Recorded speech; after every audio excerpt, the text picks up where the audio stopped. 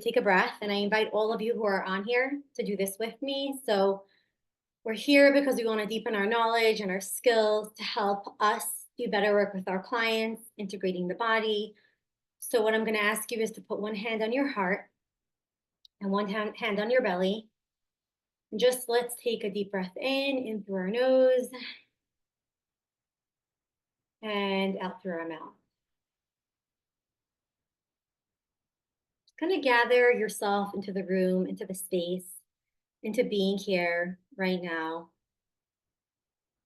And I want you to think about what it is that pulled you to come join today, okay? It might be something more personal for yourself to deepen your knowledge of somatic, and it might be specific to a client, okay? Most of you who are on here are trained in somatic, EMDR, IFS, or have an appreciation for deepening your skills for your clients. And so I just want to say thank you. Thank you for taking the time. I know myself as a therapist, as an educator, I know that when I take time to invest in trainings, in skills, there's always some kind of shift that takes place. So just briefly, who am I? This is the only part you're going to hear about me, and then we're going to dive into the content. My name is Esther Goldstein. I'm an anxiety and a trauma therapist. I'm a mom. I live in New York and Long Island. And I'm really passionate about talking about trauma-informed therapy, attachment-informed therapy, somatic therapy, because as a person who went to therapy, I didn't find relief until I actually went to training in somatic work and then engaged in somatic body-based work. And then also for my clients, right? My clients actually are what inspired me. And I went from feeling very confused about, here's the EMDR, here's parts work, here's somatic. I've done different advanced trainings in treating trauma, and I felt like something was missing. And it took me a while to integrate and to get advanced consultation to finally feel like, okay, I think this is making sense. Yeah, so I finally could give people relief. So why I think I could be helpful, I think many of you might know already, but I blog. The reason I blog is really out of passion. I think I shared this a few times. There have been concepts I wanted to find online and I couldn't find them. I only had access to them from trainings or my expert consultants. And I'm like, I'm going to write a blog. So we do have a lot of traffic, about 80,000 hits a month. And it's people around the world who are just grateful that we share about somatic work, body flashbacks, just a lot of education. I've had people say I was going to go to the hospital, or so my relationship was falling apart. I realized some of this is other elements like neglect or repressed anger. I like sharing content that speaks to the heart. I have a group practice. I have a book with the New Harbinger. I have a trauma training for therapists, and I've been a speaker at corporate locations. And who I help is just humans. I think we're all humans trying to live a human experience that can feel a little less painful and a little bit more joyous. And my mission is really trauma healing, right? So from like some of the corporate places I've been at to my group practice, that's really my goal, is to create more healing, because obviously as we create more education and knowledge and information, the more access ourselves, our clients, our loved ones have, we create communities of more possibility, right? Because like you can go from feeling hopeless to hopeful when you know, oh, this makes sense, or here's a way that you can actually feel relief. Today's agenda.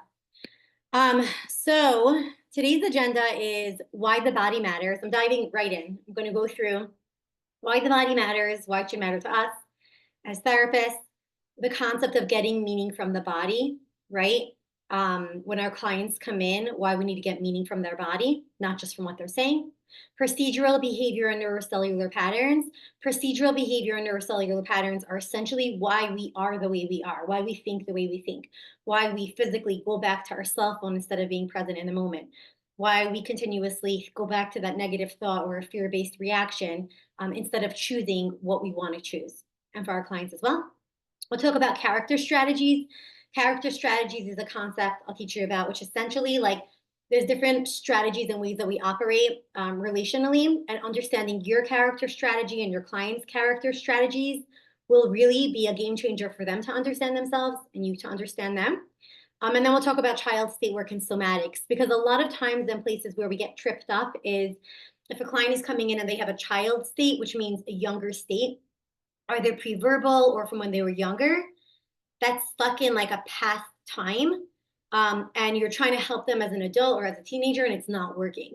So even being able to differentiate, like, is this a child state, and then if you're connected to the client at the wrong state, if you're trying to heal a 45-year-old, but really they have a 7-year-old that was trapped in the closet or had a very depressed mother, you might have a difficulty or not see relief in the client because you're working with the wrong state. You have to work with the part that went through the trauma or the pain or the neglect. And then somatics is obviously how it's encoded on the body. So many of you know this. I'm just going to share this as a one slide. My goal for this webinar is for those of you who want to deepen your work to walk away with something really substantial, really to deepen your work, to go to your very next session feeling clear, feeling more confident, maybe even having a new term that you can use with your clients so they can trust you more. My goal is also for any of you who are interested in deepening your work and really transforming your work even more and really embodying what it means to be a trauma-informed therapist, maybe even trauma specialist if you have all those skills under your belt, is that we do have a cohort, a January trauma training coming up. I run this trauma training twice a year, in January and in June. I keep the cohort really small, 8 to 10 participants max. Here are some people who joined my trauma cohort. We've run it like 7 times at this point. It's a 6-month training program. These therapists have all been trained in advanced methods. Eleanor wrote a book on shame, and Melanie's trained in somatic experience, EMDR. Tabitha signed up for whole practice to join this training. So these people are really the ones who wanted to learn how to integrate somatic, IFS, EMDR. Some were trained in one, some were trained in a few, but really wanted the training, practical implementation. You got personalized live support. We have 2 calls a month for 90 minutes. There's a sense of community. My goal is to look at not just how you can help your clients, but sustain yourself in this line of work. We look at profits. How do you make sure that you're covering your expenses? You want to help your clients grow and evolve, and you as well. And what we've seen with all these people is their clinical outcomes soar. We always want to be looking at, are your clients getting better? Are your clients experiencing relief? Being a therapist, of course, we're here for the process, but we want to make sure our clients are actually getting better. So that's it. That's part of my goal. If you're interested at the end, I'll talk to you about an offer I have for those of you who are on today. But now I'm going to go into the content. Okay, so I'm just going to define trauma for you. I know we all have different definitions of trauma, but I want you to hold this in mind because some of what we have experienced in life could be traumatic, and some of what we have experienced might be felt like as emotionally neglectful. And so what I would like for us to talk about now is just to define what trauma is. I think many of you know already. With trauma, there's something called the trauma of commission, which is like adding something. So being abused, being molested, being in a car accident, being in a chronic state of like war. And then there's trauma of omission, which is like not having what you needed, right? Not having the love, the connection, the space to share, right? Just 1 second. Okay. Now, I want to define trauma for those of you who might need some help with a term that's useful and easy for clients. So what is trauma? A traumatic event involves a singular experience or enduring repeated or multiple experiences that completely overwhelms the individual's ability to cope or integrate ideas and emotions involved in the experience. I always tell clients, my goal is how to think and feel at the same time. For clients to function well, we want them to think and feel at the same time. They'll end up in our office because either they have too many racing thoughts or they have too many flooding feelings. Very simple. I want you to be able to do both, or to notice if you're stuck in one. Trauma can either be witnessed or experienced. It presents with a fundamental threat to the individual's physical safety or survival. This is a mix from van der Kolk, Fisher, and Ogden. Regardless of its source, trauma contains 3 elements, okay? 1, it was unexpected. So you mentally didn't know what was happening, okay? 2, the person was not prepared. So even if I wasn't expecting something traumatic to happen, if I have a hammer right next to me and someone's about to hit me, okay, I'm prepared, right? And then 3 is that there was nothing the person could do to stop it from happening. So that's the powerlessness. I can't stop it, right? So I can't stop from happening. Now, the primary thing that today's call is about, that today's conversation is about, is that trauma disconnects the individual from a sense of safety, coping, or connection. So essentially what we're primarily wanting to look at is how do we help people reconnect or connect for the first time to a sense of safety in their body and the world, coping, and connection. And that's the whole concept of somatic, is that we want to help the person be able, the client be able to find a way to connect with their bodies, with themselves, with others, and with the world. Because when we are traumatized or we're shaken up or neglected, right? There's a real threat either from an incident or there's a perceived threat because I don't have the security or the ability to express emotions. I lose connection. And the primary thing that we want for our clients is to be able to have connection to themselves first, to other, and then the world. Okay. I know Nicole is checking in on seeing how she can allow you guys to be able to post in the chat, but for now I'm just going to keep going because I want to continue this. At the end, I'm going to stay on for any questions. I'm meant to talk about my offer for a special discount code for those of you who sign on at the end of this. Okay. So Ron Kurtz, I love Ron Kurtz. I have a few of his books, The Body Reveals. You know, he was one of the founders of The Body Reveals, the somatic world kind of exploded then with like Peter Levine and Pat Ogden with somatic experiencing and sensory motor. But I love Ron Kurtz's work, and he's the originator of Hakomi therapy. There's a few different books that I love. If you've seen on my social media posts recently, you'll notice that if you follow me, just look me up, Esther Goldstein. Our handle is trauma_therapist. Or just like that. Recently, I've been posting a lot of images from Ron Kurtz where like one's like the burden stance, one is the needy stance, one is the industrious stance, which I'll talk more about. But essentially, hi, Nicole. But essentially what you'll see is like starting to learn the language of your client's body for you to understand it. And then you can help your clients pick out which one are they in the images. And it's not pathologizing, it's just information. You'll see some images here, but if you want even more to see the snapshots, look at my social media, okay? So, and I'm on LinkedIn as well. Just look at my name on LinkedIn or Instagram. So Ron Kurtz says, as a therapist, ooh, I think you kicked me up. Did you kick me off?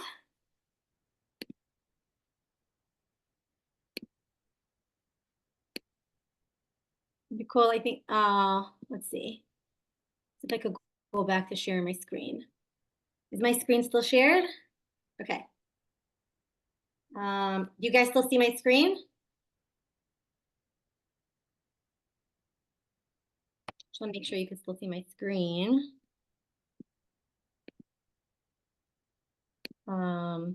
Make sure it's still, no, okay.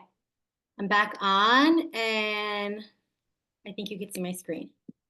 Okay. Okay, so Ron Kurtz, when he talks about, I think we're back. There we go. As a therapist, my first impulse now is always to find something to love, something to be inspired by, something heroic, something recognizable as the gift and the burden of the human condition, the pain and grace that's there to find in every soul you meet.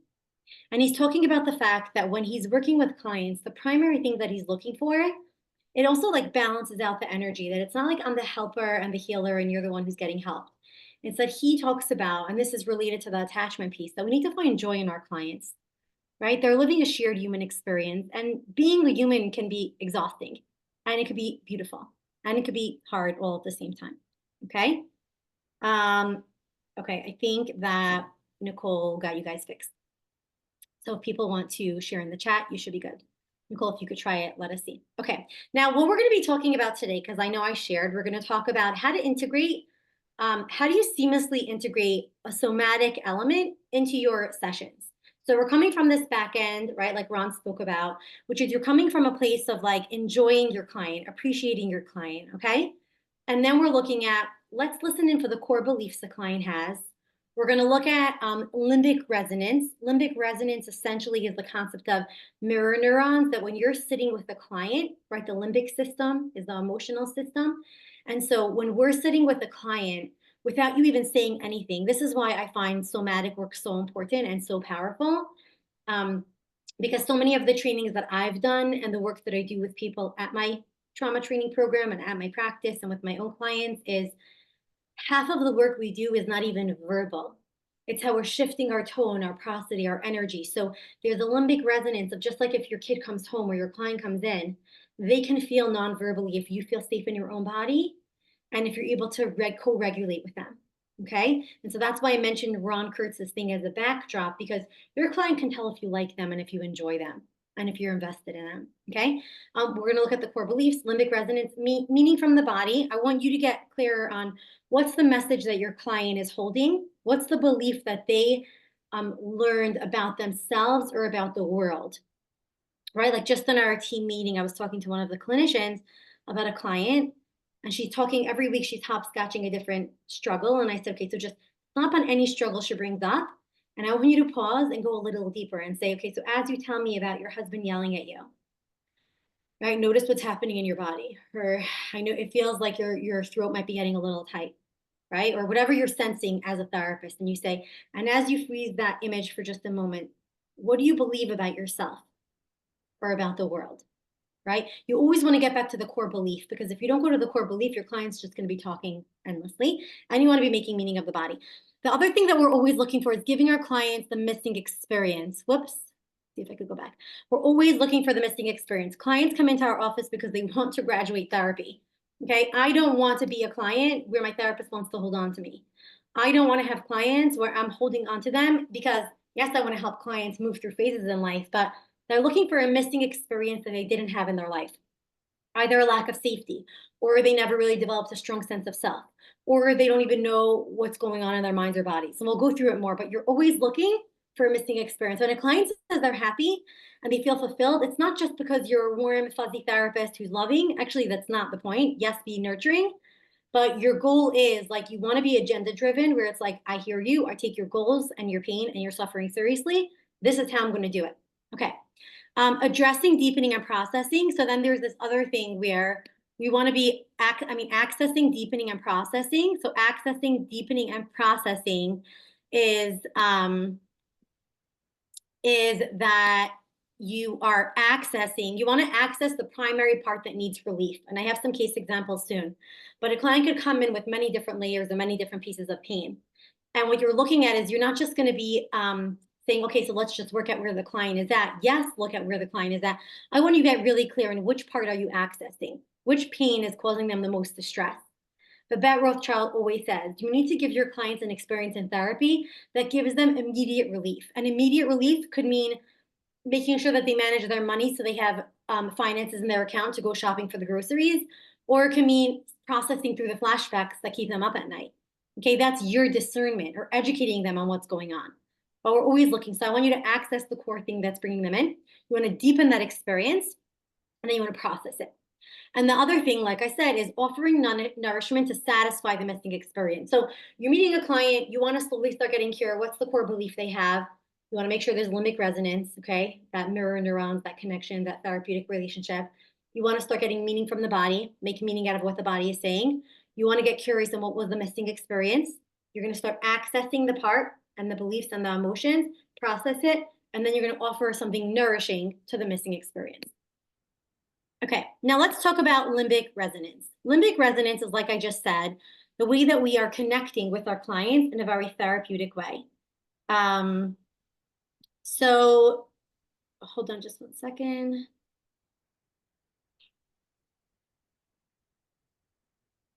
Hold on.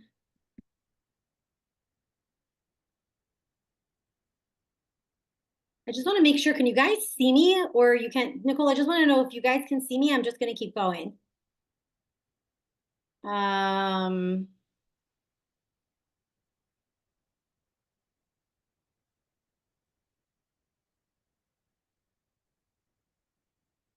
I don't know. I'm going to assume, okay, if you can see me, that's fine. That's fine. Nicole, let's just leave it. Okay, limbic resonance. Thank you so much for your help. Limbic resonance is like what I was just talking about, is this connection between, this energetic, emotional connection between you and your clients. Okay, so one of the ways that we deepen limbic resonance, okay, from your limbic system to the other person's limbic system, is contact statements. Contact statements is essentially that you're contacting their experience. They're coming in and they're talking about things. We want to come in a little closer, emotionally, attachment-wise, and somatically, and we want to direct the client to orient and focus on the present moment indicators, the present moment experience that's related to either their behavioral tendencies, their emotional tendencies, or their attachment struggles. Okay, what you're essentially saying is I want to go in, I want to make contact to what's going on. So for example, on the bottom of the page, I wrote, like, for example, if the client's talking about their overwhelm, you don't just say, oh, yeah, right. They were so overwhelmed in the past. And right now they're just used to being the one who juggles everything. You contact it by saying, it's so hard. There were so many demands on you, huh? Right? So you shift your tone, your energy, the way that you're connecting, and you name it. Right? So it's almost like you're kind of like tapping into, you're contacting what they're saying. Or you want to go a little bit more somatic, you can say, your body seems to be tightening up right now, naming the right now experience as you remember that.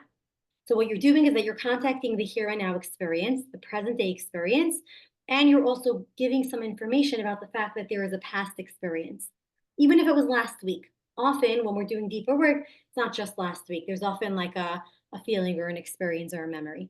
Okay. Now, what you'll notice with your clients that you'll notice that they're holding something on their body or internally is you'll notice physical shifts. Physical shifts is you'll notice a shift in their structure, their body structure, movement. Someone might fidget or like move in a certain way or jolt or like suddenly tilt their head, right? Maybe their eyes keep going up instead of usually looking at you. You'll notice their posture shift, right? And it gives you like, it indicates on beliefs they have about themselves or about the world or something that's happening. And then predictions, right? So it's almost like I predict that my boss is going to fire me. I predict that I'm going to be broken up with. It's so interesting. There was a reel I posted the other day. There was this woman at some conference, and she's telling this guy, hey, so I was dating this guy, I was in a relationship, and I was telling my therapist he's going to break up with me because that was my fear. And my therapist kept saying, like, no, he's such a nice guy. He's not going to break up with you. That's your attachment wounding. It's not going to happen. And she said, and actually what happened is that he did break up with me. And so this insightful guy on the stage, I don't know, maybe it was like some self-awareness webinar. I don't know if he was a therapist, but that's not the point. This is the point. He said, yeah, but everyone is right. What's right is that your therapist is right and you're right. And of course you're going to be broken up with, not because we're saying that you deserve to be broken up with, but wherever you go, there you are. And I found it very profound because there's times that, like, not that she was saying that, it wasn't that like, oh, I made this happen. It was that unconsciously she was terrified of being left. And until she processed through that fear of being left, she was unconsciously, we reenact things until we're able to move them through. Right? So here, what I'm saying about predictions is that people will almost like walk into a scenario hunched over and then get mad that no one's listening to them. And our goal for good somatic therapists, therapy is we want to take like that woman, and she was very sweet and insightful. She's like, yeah, that's true. She wasn't mad at the boyfriend. She wasn't mad at the therapist. She wasn't mad at anyone. She just wanted to figure out, I imagine they had a conversation after, or me as a somatic therapist thinks she likely wanted to work through this unconscious terror that she was walking around with, because I've seen this with clients as we work through this prediction, right? The negative belief prediction or the reenactment of I'm going to be left, or people are going to be disappointed in me, or never going to work through this struggle. We reenact it until we actually move through it.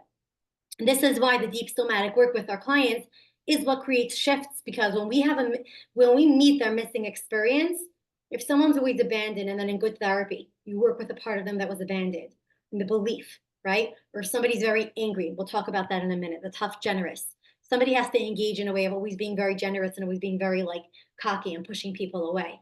And he learns about his pattern, and he can engage with the world from a different place. He's not going to have the same predictions as often. And that's part of how you know therapy is working. All these pieces that I'm talking to you about, as you work with clients, if you start seeing a shift in the physical, emotional, cognitive, memories, and some of the developmental themes, you know that therapy is working. Okay, in small or big ways. The emotional, you'll see either habitual, like certain emotions they go to, like always crying or very anxious, or masked emotions, right? That's what you want to contact. Wow, it almost seems like when I ask about your friend, it's like you have a smile on your face, and I wonder if that feels like happiness or just a thing you do, right? Cognitive is significant thoughts and beliefs, right? People usually have these recurrent thoughts or beliefs, whatever those beliefs are. Memories, so people will have certain memories or emotions that come up. And then with developmental work, if it's kind of younger, we work with beliefs instead of sensations. You're not always going to go for the somatic sensation. Like I said before, You say, as you think about, or as you notice, or as you remember, what do you believe about yourself or about the world? You want to start looking about beliefs. Facial expression. Now, one of the ways that we make contact with our clients is that we want to like lean in. So you might turn your body a little, you'll tilt your head, you'll use your voice to join the clients in the emotions, the beliefs, the body sensations, or the movements to hold them. Part of a holding experience, I know for my own self, right?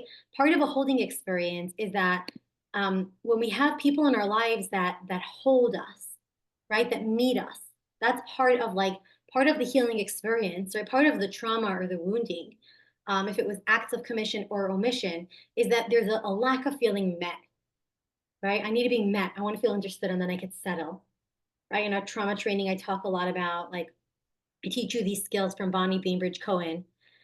She says how like there's these 5 developmental neurocellular patterns, which is like yield, which is like the baby being in the mom's utero, just like conscious alertness, settling, right? And then there's push, when the baby pushes themselves out of the mom. So there's almost like an element of separation. Then there's pull, there's reach, right? I'm reaching out for connection, grasp, and pull. And so a lot of what happens with our clients is they never really had a yield to settle in. Sometimes they never had a push. Sometimes they never had a reach. Now, obviously, as you understand your client's character strategies and their beliefs, you can also work on somatically which of those neurocellular behaviors, patterns do you want to deepen or create because they've never created. Somebody might be stuck in a chronic reach and they're just grasping at everyone. And then people are turned off from that because reaching is different than when you're grasping. And so as you work with that grasp, your client's grasp is going to soften in their relationships and they'll hold themselves better, right? Okay, so Pat Ogden, the founder of sensory motor psychotherapy, which I love. I didn't even mention my training. I'm trained as a sensory motor therapist. I've done all 3 levels, all 3 years. I'm trained in all 3 levels of somatic intervention. I'm an EMDR therapist and an EMDR consultant. The book that I have with the New Harbinger is on EMDR, blending somatic and parts work, and I'm trained in IFS for the 2 different levels. Okay, so the intention of the therapist is to first provide an implicit corrective experience through contact and embodying principles. So this is exactly what we're just saying, right? So much of what we want to be giving our clients is an implicit experience. And this is how they also develop a more secure template to trust themselves and to choose relationships where they feel that same level of implicit security. But regardless of that, being able to have an implicit corrective experience of contact with your eyes, your tone, your energy, your curiosity, noticing, right? Not in an invasive way, is so profound. I wrote an email to my email list the other day and I asked for input of what they want me to put in this book that I have with EMDR, with New Harbinger. And a few of them wrote back, a few wrote a few different ideas that were wise. And one said, like, how strong the concept of secure attachment or insecure attachment impacts anxiety. I thought it was profound because essentially what we're looking for is to help our clients get a very secure sense of security and develop an inner secure template so they can actually navigate the world well. If you can develop a secure template, if you didn't have it, or if you had anxious, avoidant, dismissive, you can develop secure template, which is essentially what we want to give all of our clients. They will have so much more capacity and emotional bandwidth to navigate the world, uncertainties, and everything. Okay, the other thing that we're looking for is getting meaning from the body. Okay, you want to be thinking about what is your client's body saying? Our clients' bodies talk to us, right? You know, you walk into someone's home and some people are just like a lot more welcoming and inviting and engaging, and other people, it feels like cold or disconnected. Or so when your client's coming in with different body postures, which I'll show you soon, I want you as a therapist to tap into your clinical insight. And in a different training, and actually in my training and some other slides, I show you different body postures, and I want you to get curious, like, well, what is this body? How is this body orienting around the world? You want to start getting curious about what the body is saying and then what the body is needing. Another thing that I think is just as important, okay, is noticing the transference and countertransference of how are you responding to what your client is expressing and how they engage. Because if you're having an allergic reaction to your client's neediness, or if you feel the need for your client to manage their anger, I'm not saying in an unsafe way. They do need to manage their anger, their emotional intensity in a way that is respectful to the boundaries of therapy. But our clients do well when we have a wide capacity and a deep capacity to hold their emotional, somatic, mental experiences. And if you kind of shut them down implicitly, which is part of why people do training, by the way, right? My own self, some of going to training was less about clients. It was more about me developing more of an expansive capacity to hold. Not even what I say or what I do, it's how I am, a way of being, right? And so many therapists that I confidently refer to, it's because the energy I pick up on them, I'm like, they have capacity, they have reflective abilities, they can hold. You want to be someone who holds, because that will be a difference of if you can hold your client's experience to not. Okay. Why the body matters in trauma healing. So if you'll see here, right, nonverbal cues often hold the keys to understanding the core beliefs and coping strategies.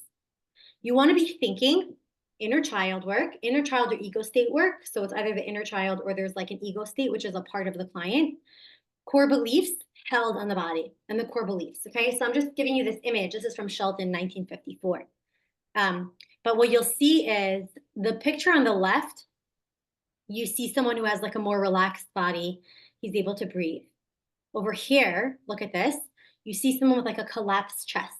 He always like his buttocks are a little farther out. He has like a collapsed chest that's like in, right? The next one you see right here, like the chest is like pulling in. He has to like hold himself in.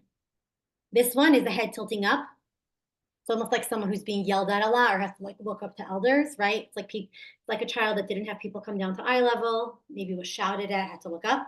This one is on the right is chest and arms are tense. It's almost like a person needs to be a peacock, right? I almost think about people who sometimes have to be like narcissistic or histrionic or they're on defense. It's almost like I have to push myself. Either I need to push myself because I won't exist and I have to try so hard to get attention, or I'm coming in with a level of right, to take up space. And we have other clients like tell me what to do, more like are not in touch with the power that they have. The pulling in is almost like people who don't really feel like they have the space to exist. And collapse could kind of feel defeated, right? Or maybe shut down. So these are just some, but like I want you to look at, and we go through this much more in the trauma training. Like I said, check out the images that I have on social media where we literally talk more in detail about each of the body stances. Because then once you have the body stance, you understand if your client's burdened or if your client is more needy, right? Then you're going to understand how to work with them. But I want to just keep giving you the structure of what we were talking about. The next thing that we work on after we get meaning from the body is we want to change the emotional and somatic memory. There's this thing called memory reconsolidation, which many of you probably know. Basically talks about how we change the memory. How do we change people's memories? We can, or else why would we be in this field? It's not that we go for a deep dive every single time into every single emotional memory and go in and make a change and then come back out. It's that good transformative therapy that gives real results is therapy that goes in and shifts the neural networks of the brain. Okay, look at the scientific research on brain scans, and helps to reconsolidate a memory, which means you're not necessarily erasing the memory, but you're changing the flavor of the memory. So a person might have a memory of being home alone, and then because of that, they chronically act out of fear and they hold on to relationships that are no good for them.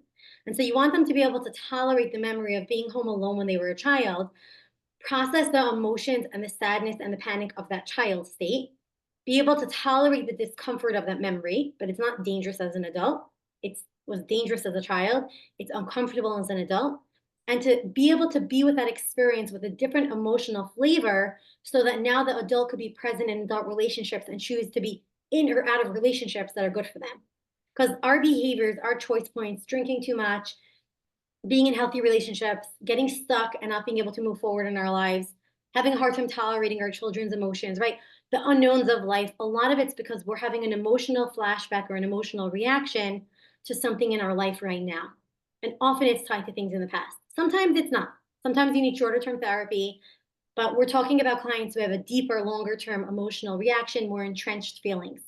And the goal of good healing is that we want to shift the emotional and somatic memory. And that's why I'm saying, like, when I work with a client and I see that they are doing better, it's because their energy, the way that they're carrying themselves, the cells in their body, right? We know this. Every cell in our body holds a memory.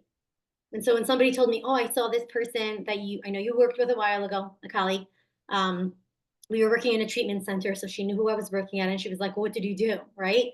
And I just chuckled. I couldn't say anything, but like, I saw that as we unburdened the shame, as we unburdened her anger, right, of a scenario of a lot of years of abuse and neglect, she came back to life. And to me, that means, okay, so we were doing good work. We had our finger on the pulse. If your client's not making a shift in their emotional or somatic template, you want to look at what's going on.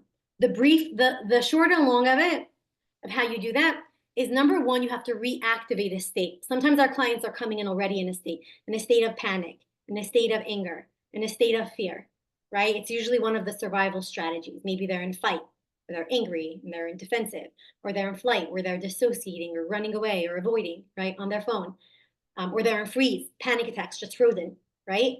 Or they're in submit, just people pleasing, right? Or they're in collapse, just complete shutdown, or they're in attach, where they're chronically getting into relationships and connecting with someone else for safety. Whatever the state is, okay, you want to get back in touch with that state that the person had an experience or is acting out of that experience, that specific child state or emotional state.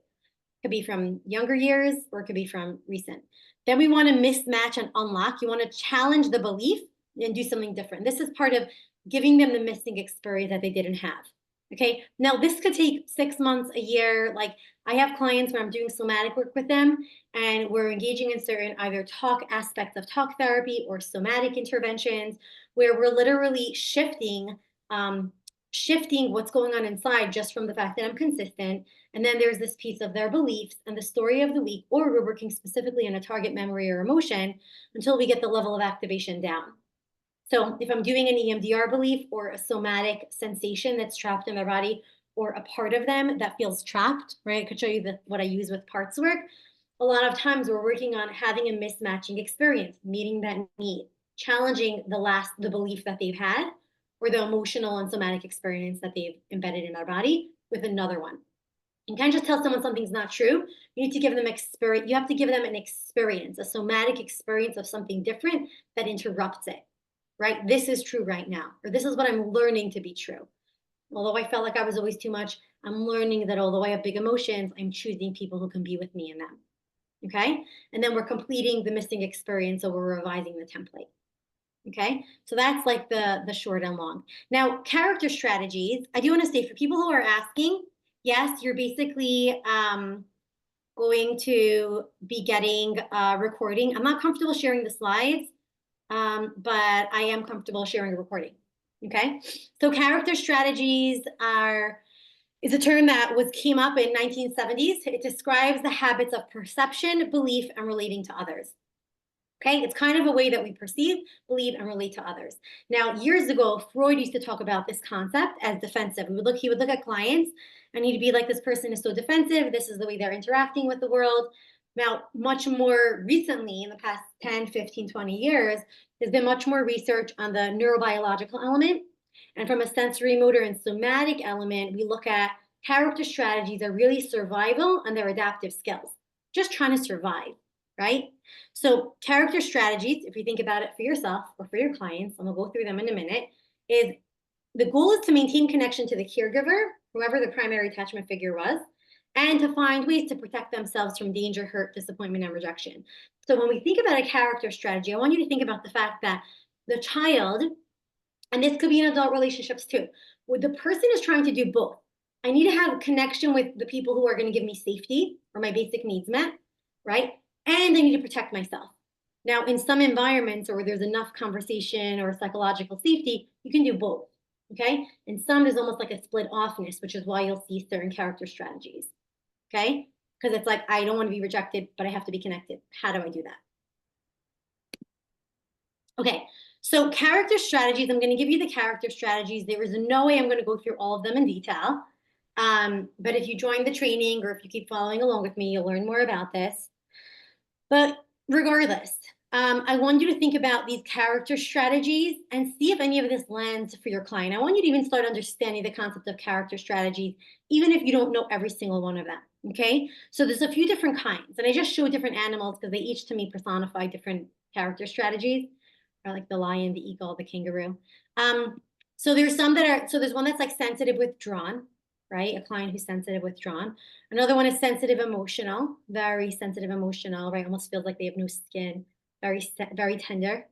Then there's dependent, endearing, right? Think about your client with maybe dependent personality traits. Self-reliant is the person who has I got it all. I don't need help. Don't help me. They've learned that they have to be self-reliant. There's tough, generous, like very tough, but very giving, but tough exterior. There's charming, manipulative. So I've learned that I need to be charming / manipulative to get what I need. Now, I don't want you to think of any of these as negative or positive. They just are.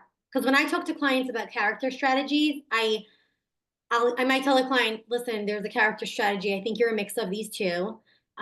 There's nothing good or bad. It just gives us information, right? So if I'm going to tell someone that they're tough, generous, or burdened, enduring, or charming, manipulative, which I have told some of my clients with narcissistic traits, you have to say it in a gentle way, right? Or don't use the term, but orient it in your head. I think it could give a lot of validation and help them understand why people are or aren't close to them, or why they've organized themselves around certain experiences. Burdened, enduring is basically the person feels very burdened, but they have to endure life. Expressive, clingy, right? And then there's industrious, overfocused. So very successful, having to work a lot on, performance. Now, you'll often find a combination of one or two, right? It's not just one. Now, Kurtz talks about this. Every character strategy reflects the constellation of missing developmental experiences. Remember, we spoke about missing experiences? So here's what I want you to be thinking about when we think about giving the character strategy what they were missing. Okay, so in good therapy, this is what you're going to be providing your client that they didn't have. A sensitive withdrawn feels very, very scared and fragile. And in good therapy, you're giving them freedom from terror as you develop security, as you provide good interventions. The sensitive emotional is they're very impacted. They have very intense emotions. As you do good therapy, you're giving them freedom from intensity and overwhelm. They learn that big emotions can be big. They can be held with someone, but it's not going to consume them. Dependent endearing is that they can have freedom from wanting. They're always in this place of like needing to rely on other people, wanting from other people, and this constant attachment cry, right? And always wanting. Self-reliant is that our goal is to give them freedom from challenge. They're always having to challenge, navigate, juggle so much. They're almost like always in combat mode, not combat, but like getting stuff done, okay? In accomplishing mode. Tough, generous is freedom from being used and manipulated. A lot of tough, generous people manipulated or used them, and they just felt like they always had to give and provide. Charming, manipulative, so they have the freedom of being overlooked. The manipulative and charming one usually engages in that way because they have a fear that if they're not, they're going to be ignored, which often they were, right? So they had to work in this kind of way or orient this way. Burdened, enduring is freedom to express. A lot of times they can't express. They hold it all in, and you want them to be able to be less burdened. Expressive, clingy is we give them the freedom to rely on relationships and integrate love and sexuality. Expressive, clingy, a lot of times will have love addictions or be in codependent relationships, and we want to help them have healthy relationships that they can integrate and rely on, because they might unconsciously be attracting the wrong kind of relationships or be getting into relationships from a child state instead of an adult state who's choosing what's good for them. And industrious, overfocus is freedom to relax and play, right? To be able to live life and engage in the lived experience. Now, I'm just going to go through briefly some case examples of what you always want to be thinking about with a client. So here's some images of a client who basically was expressive clingy, right? I just used some images to show expressive clingy. She was stuck in this needy stance and this graspy energy, right? Now, what I needed to work on, or what you want to work on with this client, is who's the child in the room, or what was the missing experience? What I realized is that there was this implicit abandonment wounding, right? So this little one had an experience of being left, and there was this belief of I'm all alone. And as a therapist, what I always go for is you want to look for the belief. Now, she might say, oh, no one likes me. Like this kind of client, which a lot of clients we have, often they come in with stories. And when we are trying to give our clients relief, but they're not getting relief in EMDR, somatic or parts work, you're usually working with the wrong part, or you're working with the wrong belief, right? So if she told me nobody likes me, and I tried processing, oh, I'm not likable or I'm not lovable, when really it was this fear of being well alone, right? Then she's not going to get relief. So you really want to get nuanced in what's the core belief. And then we did some work on the part of her that felt really alone, because with parts work, my adult client, right, the one who was clingy in relationships, wasn't the one who needed to be told your needs are important, your sadness is real, this loss is happening, right? The emotional, the physical, and the mental. There was a lot of losses in her life. That child state needed to first be connected with, right? I always say this, like in therapy, it's like I'm the therapist getting to know the client, The client's getting to know me. The client's getting to know their child's part, right? Or this clingy part, for example. This clingy part is getting to know the client. And then there's also other parts, the shame-based parts, right? But we need the parts to get to know each other. If I only provided therapy to my adult client self, right, this 18, 19-year-old, she wouldn't get relief. I needed to slowly develop a relationship with this little one who learned to shut down her feelings, but was acting very clingy in relationships. And only once we get in touch with this little one who is very sad and very clingy and always shut down, only once I worked with the right state, which is where I talk about parts work, and I provided the somatic intervention of working with a belief, working with a sensation, the way that she would shut down in relationships or pull away or grasp. Only once we worked with that and the adult state was there a shift in her clinginess getting much less. So you want to be identifying which part needs to be in the room. What's the somatic experience, right? She would hold herself like this. She was like, oh, nobody wants me, nobody wants me. And I didn't go in on the nobody wants me because I got the sense that the nobody wants me was a fear and a sadness about the adult self, but really there was a child state or a younger belief that was I'm all alone, right? And no one really ever gave those child emotional states attention, right? We just had this talk the other day on an Instagram live where people say, how do I improve self-love? How do I deepen self-love? It's not go in and hug your inner child and la, la, la. Sometimes it's more complicated than that, especially if there's phobic avoidance of our inner experience. It's get to know the part of you that you have the hardest time loving, or get to know the part of you that other people have the hardest time loving. Because that often is what leads you to getting to know and integrating, or just even getting to know. I always tell my son, like, we talk about love, loving relationships. You only love someone when you know them. You take an interest in them. You want to understand them. Only once you know them could you like them. And then once you like them, could you love them? Obviously, you could love someone and not like how they're behaving, right? But in terms of reconnecting to parts of self so that your clients could feel more whole in their own minds and bodies and with others, we got to get to know the part that they have a reaction to or has been shoved away, or others have a hard time with. Sensitive withdrawn, right? So I want you to think about this 3-part strategy. You want to be thinking belief, part, and somatic, right? What's the belief the client is carrying about themselves, others, or the world? What part are they connected to, right? I have an IFS mastery bundle I've done where you can learn about parts work. I have a whole booklet of what's an exile, the child state, what's a manager, what's a firefighter. But you want to look at the belief the client's coming in with that's impacting, causing them distress, mental, emotional, psychological, sexual, relational, the part, and the somatic, right? So this client was sensitive, withdrawn, flooded with flashbacks. She was having this belief, I'm in danger. Hey, what happened? Did I get kicked off again?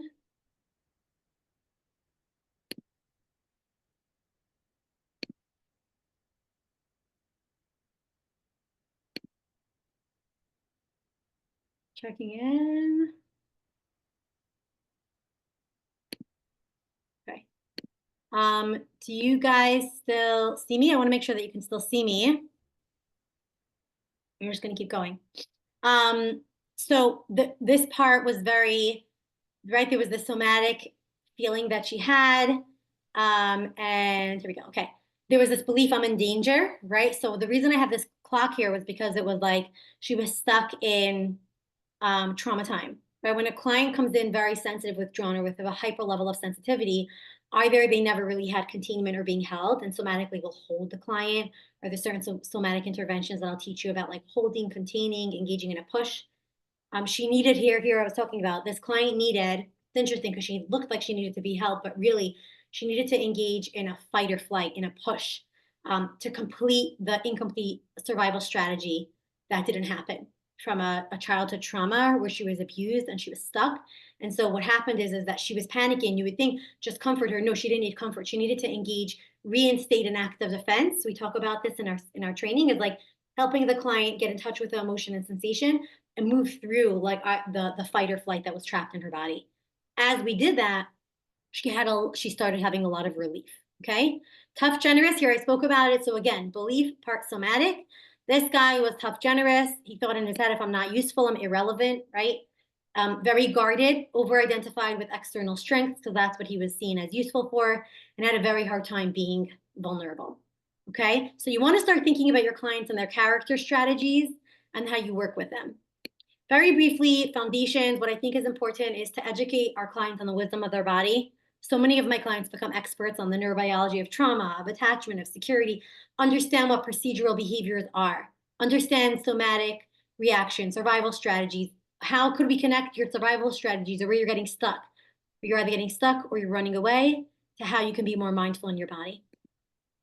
And what I think what's very important to do is also to be able to understand to use somatic and relational assessments. It's not just about questionnaire. Right here, I obviously show you different postures. Here's the overly pushed out. Here's very rigid. Here's very burdened, right? And here's like, right?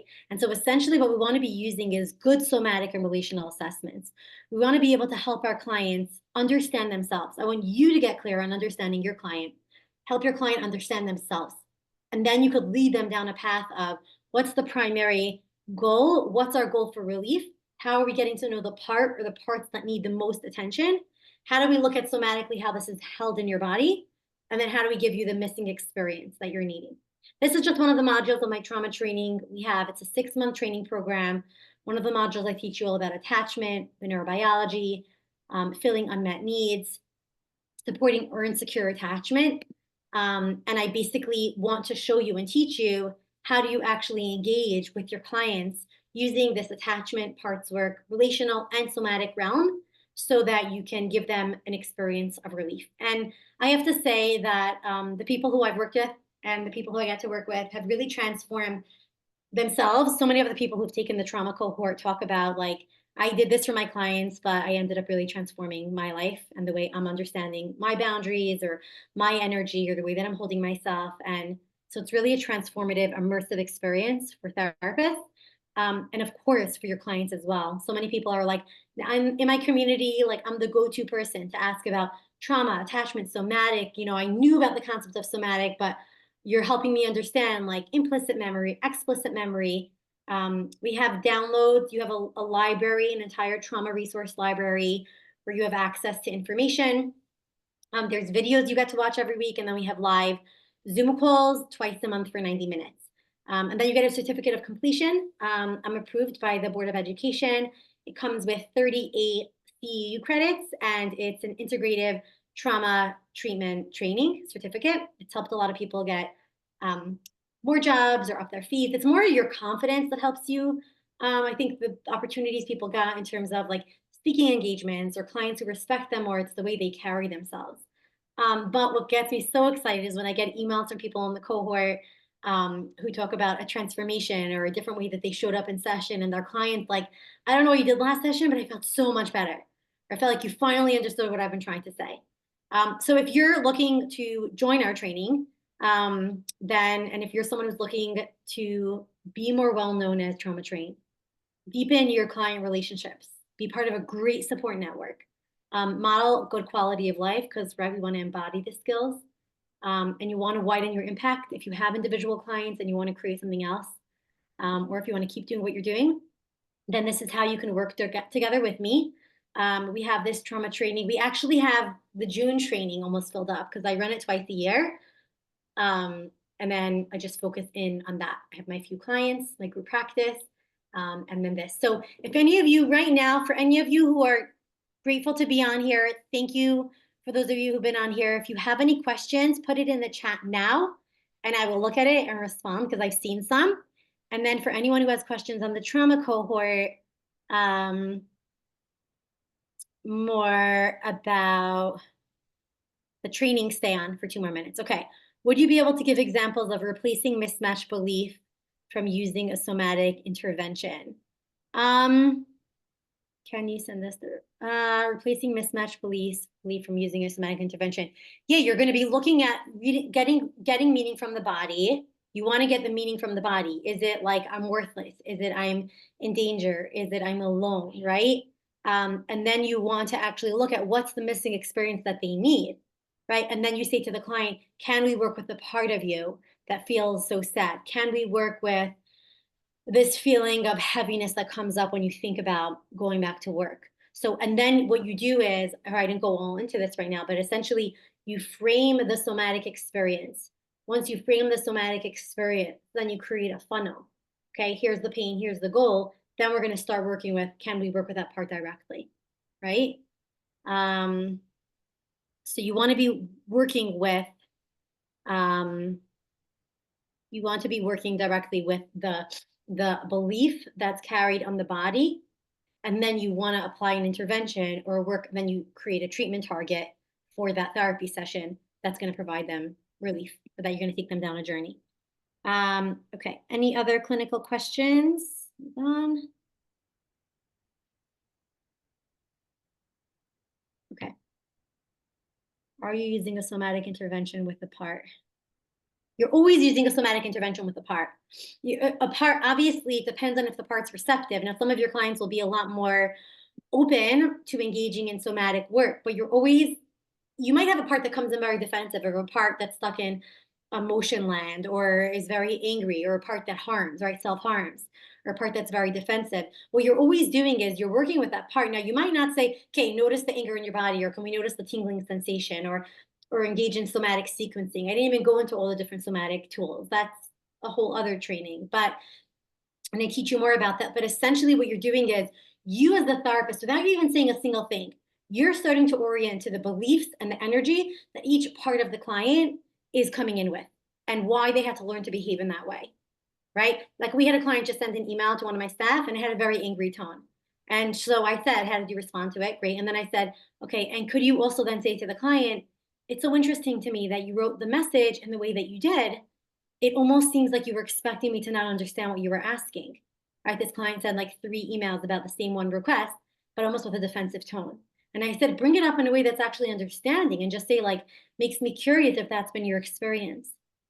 Because it must be so downright exhausting, right? And that is the experience. So instead of us, you're not gonna, don't talk to me in this way, or why did you send this? It's like, every interaction your client's having with you or with other people is giving you an understanding of their character strategy and the beliefs they're carrying, right? Obviously, I'm trying to explain to you all different concepts, but for anyone on here, I mean, most of you on here, I said it's important that you're trained at least in EMDR, somatic, or IFS. The trauma training is primarily for people who have advanced training. It's not an intro training. But yeah, it's a advanced training. Okay, so for right now, any of you who are ready to hop off, you can hop off for now. You'll get a recording. For any of you who are interested in the trauma training, I'm going to be talking to you now about it. So the trauma training program, if you ever are asking, the trauma training program is basically has, I'll share my screen and I'll show you the platform of it.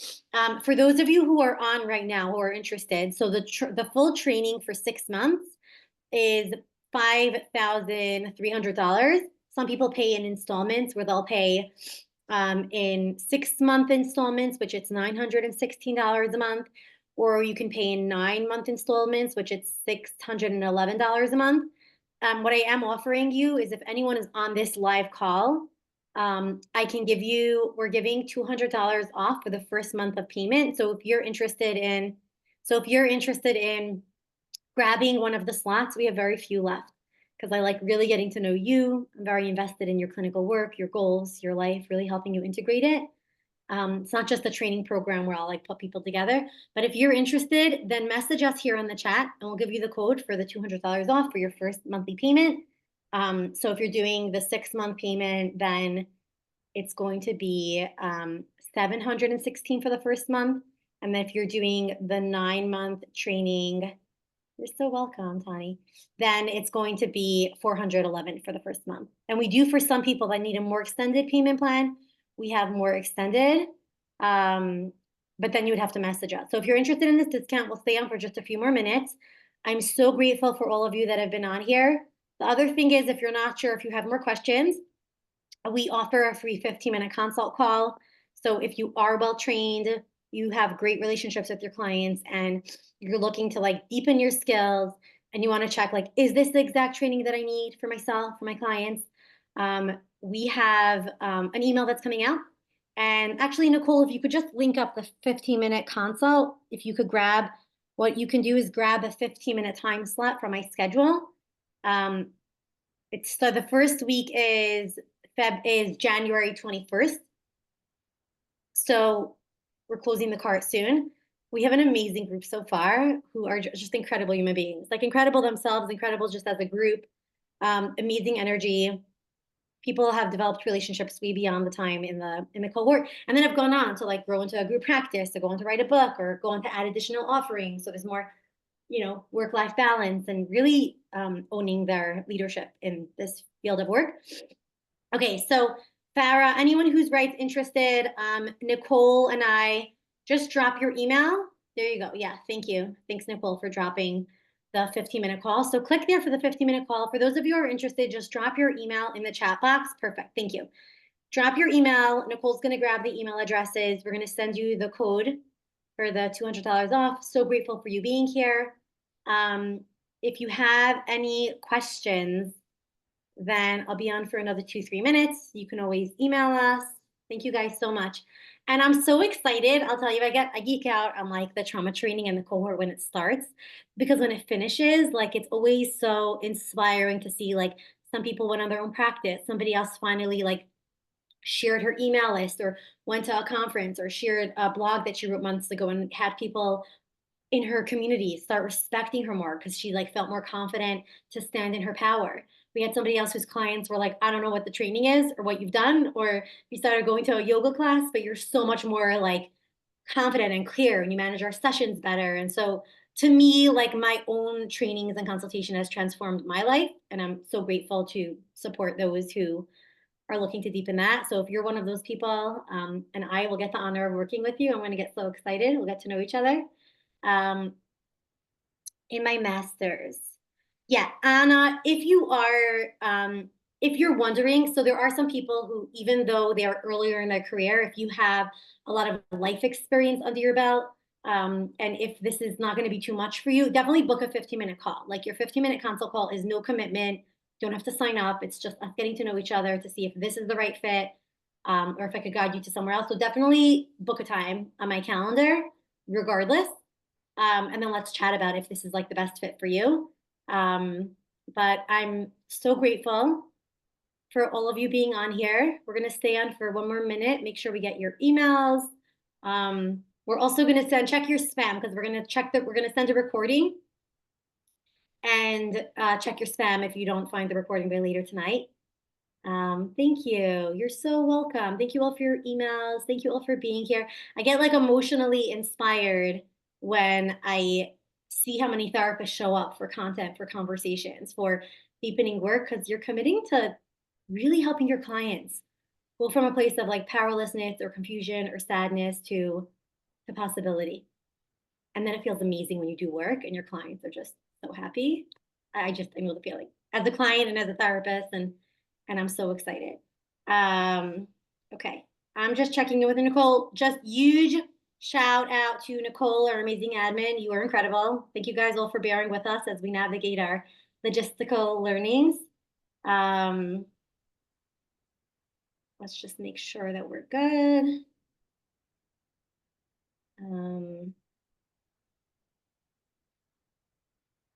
There we go. Okay, amazing. Awesome. I think we are good. Hope you all have a wonderful rest of your week, and stay tuned. We're going to have we always send out free emails, blogs, content, and yeah, excited to be here. You are so welcome. Yeah, I would love to know if you guys want to drop, like, what was the most useful thing about today's live session? I would love to know. Like, what are you walking away with? What's one thing that you're walking away with that's useful? I'd love to hear.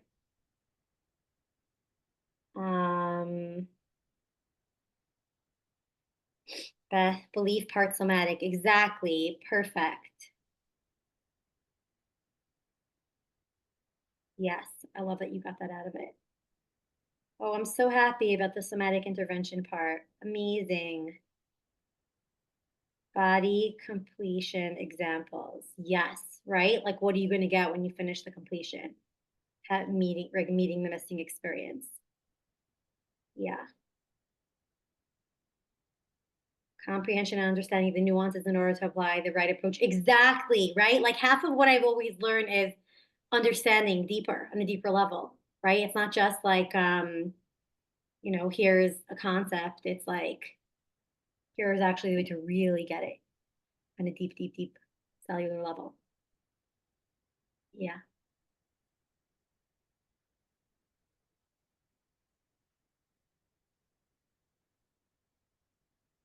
Okay, thank you all. Love the enthusiastic yes of yours. The importance of therapeutic presence. Yes, therapeutic presence is literally the magic potion. So much of like, I think people's trainings really is what shifts their presence and their energy. Your energetic capacity, your energetic connection, your energetic bandwidth is really the magic. But the only way you can have that presence is if you're confident. You're not scared about what's my client going to bring up? How am I going to deal with it? Do I know how to take them? When you have a grounded, wholesome energy, essentially your client feels that. And then your energy of presence is so much wider and they feel that safety and security. Right. So they kind of are coupled on top of each other. Yeah. I'm going to say goodbye for now. Thank you so much for all being here. And I look forward to seeing you guys again very soon.